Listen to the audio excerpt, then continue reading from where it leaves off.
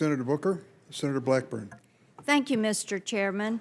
I think we all appreciate having had the nominee's time and her willingness to meet with us. And I think we all enjoyed meeting her family. And indeed, she has a very impressive resume. She has worked hard to build that, but our concerns and our disagreements do lie with how she has addressed child pornography, how she has addressed her sentencing practices, her release policies, her work with terrorists, her work with agencies, overreach that is there, and indeed her immigration policies. And I want to talk a little bit about one of the exchanges that I had with her. I did ask her about the United States versus Virginia case. That was the Supreme Court's landmark women's rights case, and it did strike down VMI's male-only admission policy. Now, I'm not an attorney, but I understand from so many attorneys that this is a case that anyone, first-year law school, would be familiar with. They would know this case, but Judge Jackson claimed not to be familiar with the case, so I asked her whether she agreed with Justice Ginsburg in that case that there are physical differences between men and women that are enduring, and she refused to answer. So then I asked her a very simple question. I asked her to define the word woman. Wasn't a trick question. It's something that everybody learned in grade school science class. But Judge Jackson refused to answer. The fact that she couldn't or wouldn't answer that question speaks volumes.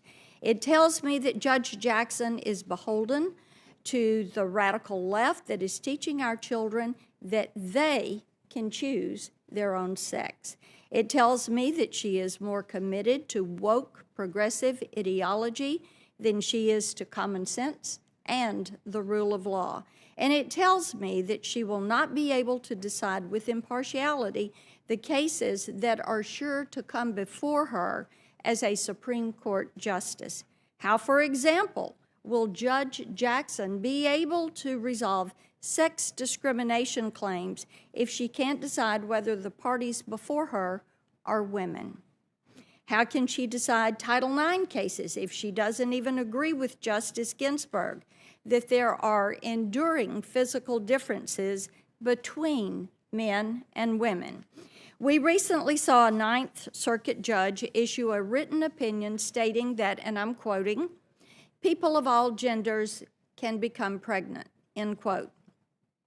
And disputes over biological males competing in women's sports are working their way through the federal courts. How can a Judge Jackson decide any of these issues as a Supreme Court justice if she is too afraid of the radical left to give this committee a definition of the word woman?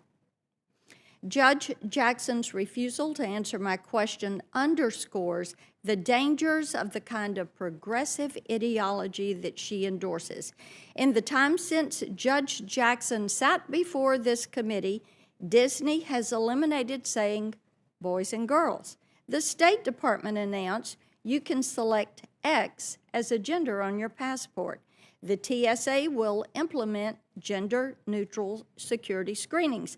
The left has slowly but surely stripped words of their meaning in an attempt to eliminate dissent. And the latest victim of this campaign is the word woman. Americans from across the political spectrum want a Supreme Court justice who isn't divorced from reality, who has common sense, and who will protect their children and their right to rear their children as they see fit. Parents live in fear of the progressive ideology that is being pushed in some of our schools. I hear from them regularly. But Judge Jackson's answer to my question made perfectly clear to me and to everyone watching that she will be a certain vote for government overreach in private family decisions. She has written, and I'm quoting her, these are her words, that every judge has personal hidden agendas, end quote. That influences the cases they decide. While that may not be true for all judges, it is of concern at many cases, and it is of concern that this is her view. This hearing, the judge's record, have made it clear that she will interpret the Constitution through the lens of progressive ideology. Her refusal to define a simple word, woman, is only one example of many. Another is her desire to make excuses for some of society's worst offenders. She has suggested that we are too tough on child predators, and as a judge, she has ensured that these offenders receive some of the lightest sentences possible. She serves on the board of a K-12 school that teaches kindergartners that they can choose their own sex and teaches them about so-called white privilege. And she has praised the now discredited 1619 Project and has stated that judges should consider critical race theory in sentencing criminal defendants. This hearing has revealed the extent of her personal hidden agenda, which explains why she is the favorite pick of some of the radical left dark money groups. But the role of a Supreme Court justice is to interpret the law, not to take up arms in a culture war. She promised the committee that she would decide cases from a neutral posture and that she would rule consistent with her judicial oath. While she may be sincere in that pledge, I still have concerns that her ideology may influence her jurisprudence. As I told her, her primary commitment must be to the Constitution, not progressivism. For those reasons, I am certainly going to vote no for Judge Jackson. Before I close, Mr. Chairman, I did want to address a point of process. You have repeatedly dressed down my Republican colleagues and me for asking Judge Jackson tough questions. You did it throughout the hearings, you did it at last week's markup, and you've done it repeatedly in the media, including before we even had a chance to ask a question. You called our questions vile, baseless, and imputed dishonorable motives to us.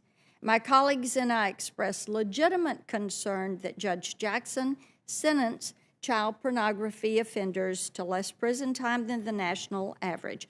Judge Jackson and my Democrat colleagues claimed that the probation reports justified her decision, so we asked to see them. It was a reasonable request, but you responded by insinuating that we wanted to hurt children, and you specifically questioned why I, as a mother, would take that position. That was a surprising comment. We want to make one thing clear. Questions are not attacks. Confirming a Supreme Court justice is one of our most important duties as United States Senators. This is a lifetime appointment, and it would be a dereliction of duty to our constituents not to ask tough questions.